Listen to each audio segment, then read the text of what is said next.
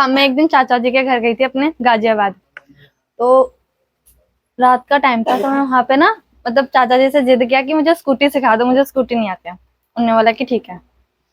तो उन्होंने मुझे सिखाया, मतलब पीछे बैठे थे, मैं आगे बैठी थी, वो मुझे चलाना बता रहे थे कि ऐसे रेस देते हैं, ऐसे करते हैं कुछ।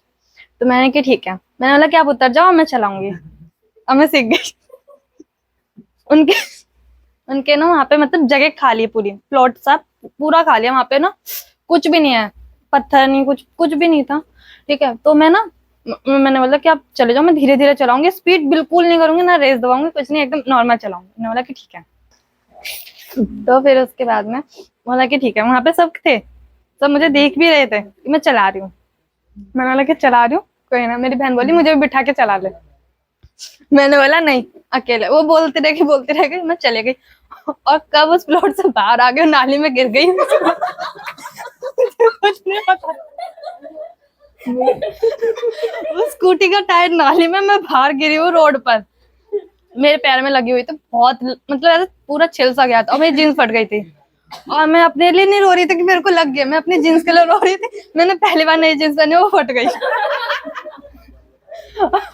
और मेरी बहन उठाने के चक्कर में हंसे जा रही है, मुझ पे हंसे जा रही है कि मुझे बिठा नहीं रही थी। मैंने अच्छा हुआ नहीं बिठा रही थी। ऊपर आई, मैं रो रही हूँ, मम्मी मेरी जींस फट गई। मैंने चुप हो, देखने कितनी लगी रखी है, नहीं अपनी जींस की फट गई, मेरी जींस फट गई, मेरी जींस फट गई। फिर मैंने अपनी दोस्त को फोन किया, तो मैं रो रही थी, उसने बोला ऐसी आवाज क्यों निकाला, मैंने कि मेरी जींस फट गई।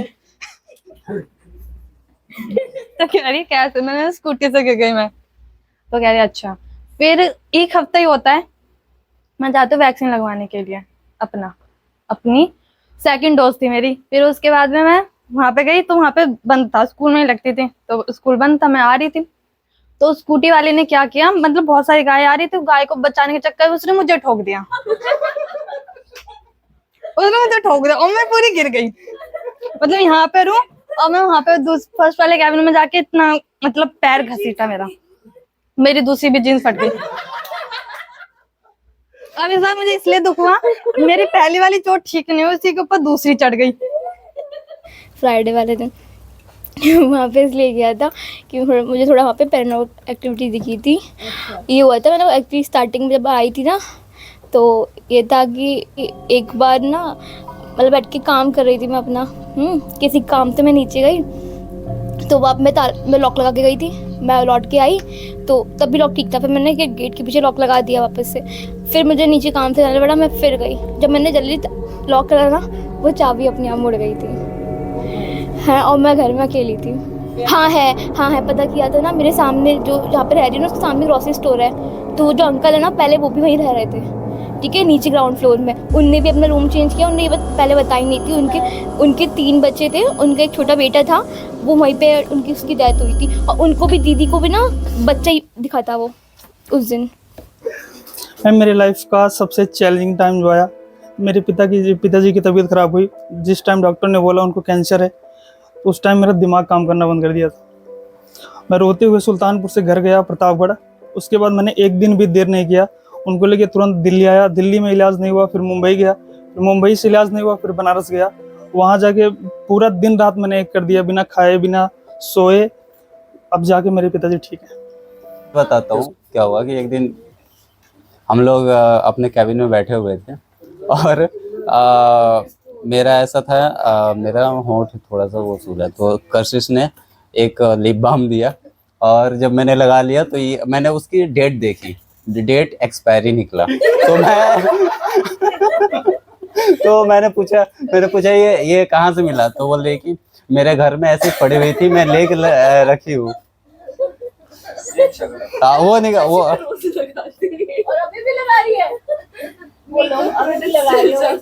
सो मैं सोचा अगले दिन बचूंगा या नहीं बचूंगा। सर रोज आके बोलते हैं, मैं तो कुछ भी दूं ना, बिस्किट लेकर कुछ बचूंगा, एक्सपायरी तो नहीं है, डेट चेक करते हो।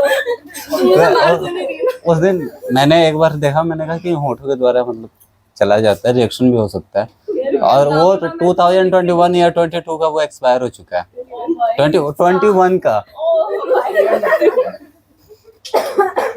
क्या पढ़ा ले रही है ये लड़की। और वो चिंगम कौन सी खिलाई थी इन्होंने जो कड़ी?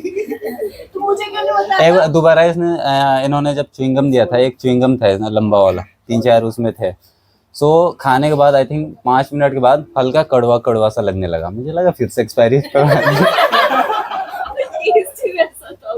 बाद में इन्होंने खाया, बोले कि नहीं मुझे भी कड़वा लग रहा है। मैंने कहा कि चलो बच गया, बच गया। मैं अकेले तो नहीं मर रहा हूँ मैं। Good evening everyone. मैम, जब मैं मतलब स्कूल में था तो मैं और मेरा दोस्त स्कूल से घर आ रहे थे वापस, तो एक जगह पे भंडारा बट रहा था। तो भूख लग रही थी हम दोनों को, हम दोनों गए भंडारा खाने। मैंने तो एक बार ही खाया तो मेरा पेट भर गया था। तो मेरा दोस्त थोड़ा लालची था तो वो गया दोबारा खाने। तो अब दूसरी बार गया ना, उसका पैर नाली में गिर गया। तो मेरे को पता नहीं था, तो मेरे पास लचक लचक के यूं आया, तो मेरे को पूरी उसके मुंह में थी। कह रहा मैंने क्या, मैंने कहा पानी पानी मांग रहा होगा। कह रहा फिर मैंने नीचे देखा तो उसका पूरा पैर नाली में गंदा हो रखा था। कह रहा भाई पैर धुला दे मेरा। फिर मैं उसको अपने घर लेके गया, उसका पैर धुलवाया। फिर अगले दिन एक और हुआ, हम दोनों स्कूल से बंक मार के बाहर आए। वो था थोड़ा लड़कीबाज टाइप का था। तो स्कूल से मतलब स्कूल की बस जाती है लड़कियों का, तो साइकिल पे हम दोनों बैठे हुए थे, मैं पीछे खड़ा था। तो भगाते हुए ले जा रहा, उसने साइकिल गिरा दी। वो तो गया नाली में, मैं भी सड़क पे लेटा हुआ। वो आधा नाली में था। कह रहा भाई बचा बचा। मैंने कहा मैं कहाँ से बचाऊं तेरे को। भाई यही था मेरा। चलो प्रिया, प्रिया पड़ोसी पूछ रही।